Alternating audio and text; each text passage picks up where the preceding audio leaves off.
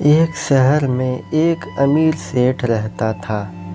उसके पास बहुत पैसा था, अनेक फैक्ट्रियों का मालिक था। एक शाम अचानक उसे बहुत बेचैनी होने लगी।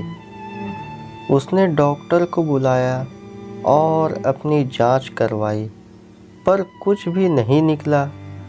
उसकी बेचैनी बढ़ती गई और उसे समझ नहीं आ रहा था कि उसके साथ क्या हो रहा है।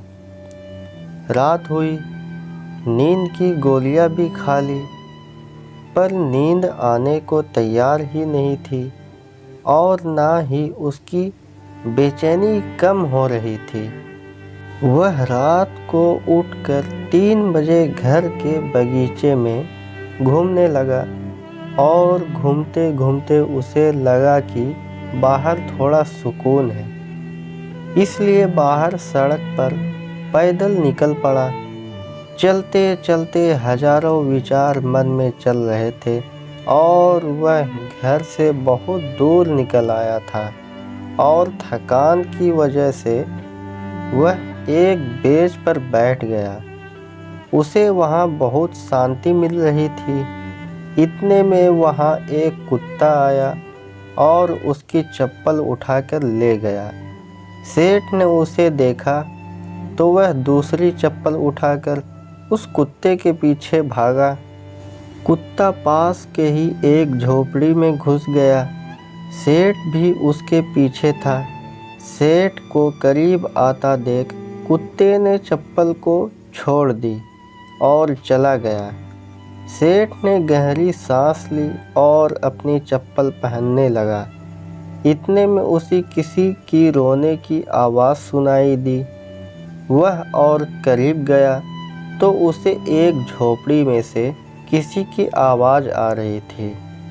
उसने झोपड़ी के फटे हुए बोरे में झांक कर देखा तो वहाँ एक औरत फटे मैली सी चादर पहने दीवार से सट कर रो रही थी और बोल रही थी, हे भगवान मेरी मदद कर। सेठ के मन में आया कि यहाँ से चले जाऊँ, कहीं लोग उसे गलत ना समझ ले। सेठ थोड़ा आगे बढ़ा तो उसके दिल में ख्याल आया कि आखिर वह औरत रो क्यों रही थी, उसको तकलीफ़ क्या है। उसने अपनी दिल की बात सुनी और झोपड़ी में जाकर दरवाज़ा खटखटाया। उस औरत ने दरवाज़ा खोला और सेठ को देखकर घबरा गई तो सेठ ने हाथ जोड़कर कहा, घबराओ मत, मुझे तो सिर्फ यह जानना है कि तुम रो क्यों रही हो। औरत के आँखों में से आंसू टपकने लगे और उसके पास ही एक छोटे से बिस्तर में लिपटी हुई उसकी 7 साल की बच्ची की ओर इशारा किया और रोते रोते कहने लगी, मेरी बच्ची बहुत बीमार है, इसके इलाज के लिए बहुत खर्चा लगेगा और मैं तो घरों में जाकर झाड़ू पोछा लगाती हूँ, जैसे तैसे हमारा पेट पालती हूँ, मैं कैसे इसका इलाज करवा पाऊँगी। सेठ ने कहा, तो किसी से मांग लो।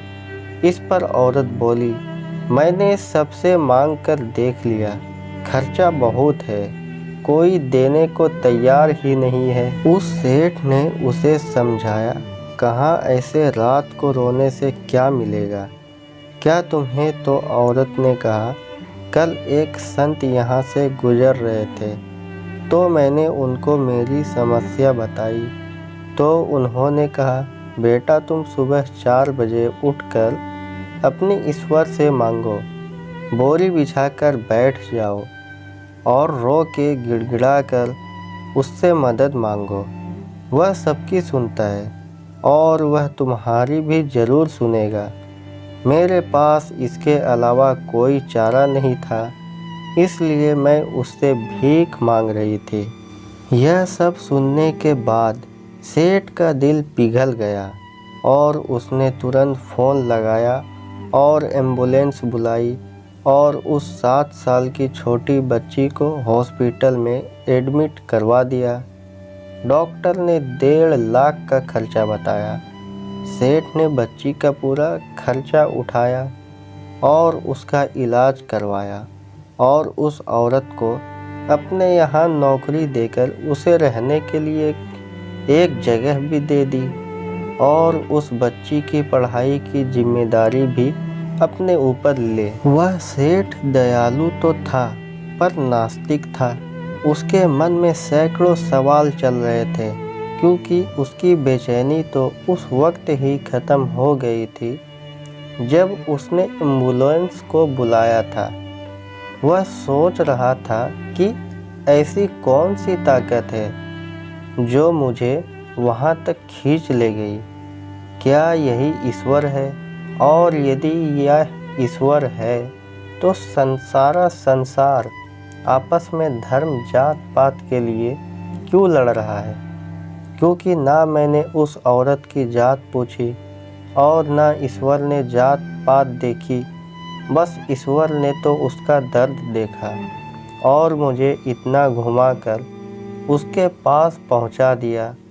अब सेठ समझ चुका था कि कर्म के साथ सेवा भी ज़रूरी है, क्योंकि इतना सुकून उसे ज़िंदगी में पहले कभी नहीं मिला था।